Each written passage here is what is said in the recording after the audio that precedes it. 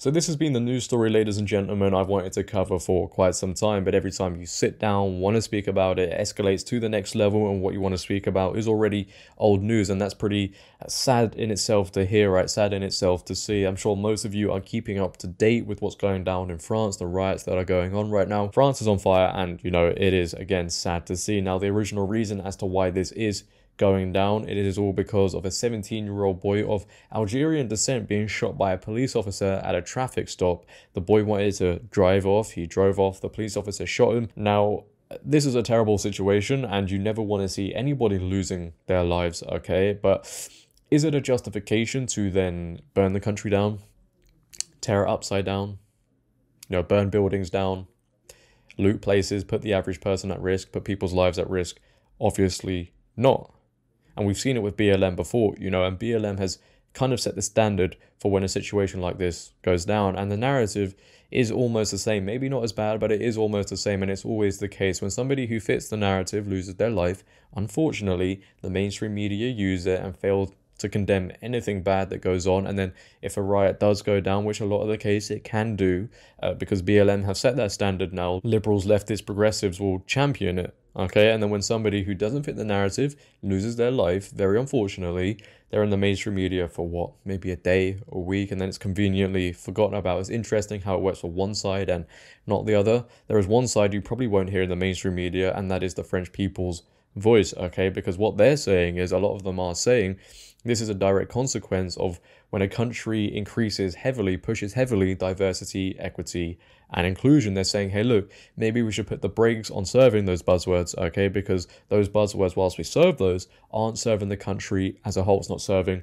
the average person, and this is a direct consequence of that. And the parallels, again, are being drawn between BLM and the riots going down in France. But I think we can all sit here and agree, you know, what's going down in France right now seems to be a lot worse. Okay, now for anybody that hasn't seen what's going down in France somehow, some way, here is just a short clip. And already, as I said, this is old news because of how quickly the situation is escalating. Take a watch. Tonight, French President Emmanuel Macron urged parents to keep their children off the streets before a fourth night of protests sparked by a deadly police shooting. CBS's Elaine Cobb is in Paris. Fireworks turned into weapons as protesters launched them at riot police and buildings across France.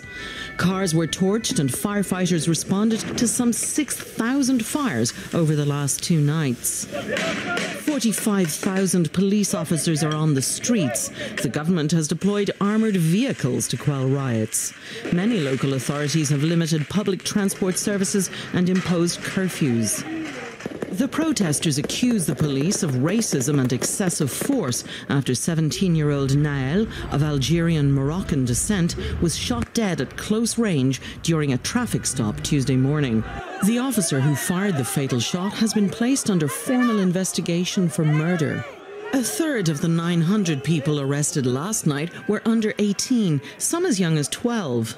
It's the responsibility of the parents to keep their children at home, said President Emmanuel Macron. Naël's mother, who led a march in his memory Thursday, will bury her son tomorrow, amid fears of renewed violence then and through the weekend. Yeah, and it's sad to see.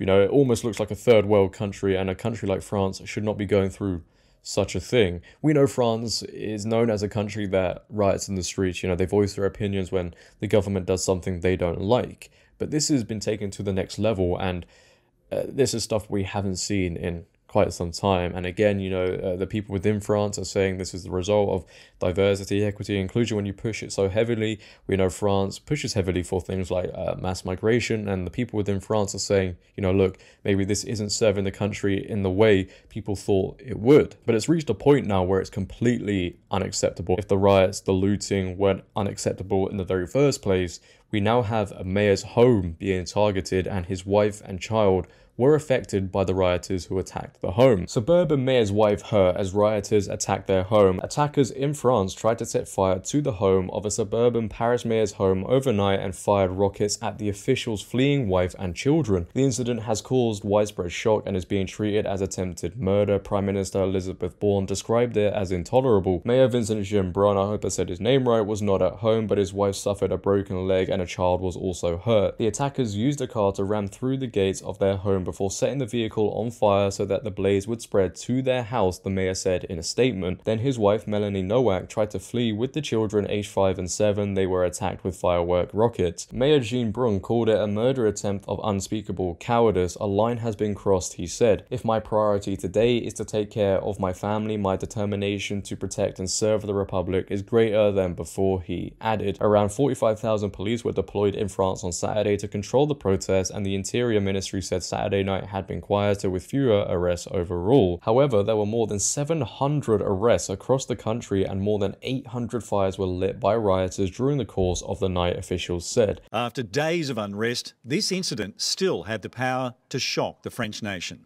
The mayor of the Paris suburb of Le Haye-les-Roses, after what he has no doubt was an assassination attempt by rioters. Vincent Jeanbrun was at the local town hall, which itself had been the target of attacks, when his home came under siege in the early hours of the morning.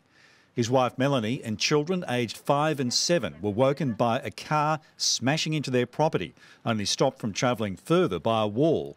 They saw flames as the vehicle was set alight, and they fled through the rear of the property, targeted with fireworks as they ran. The mayor says in the escape his wife broke her leg, requiring surgery. Telling France's Prime Minister his daughter fell and cracked her brow, covering her in blood. He received the support of locals,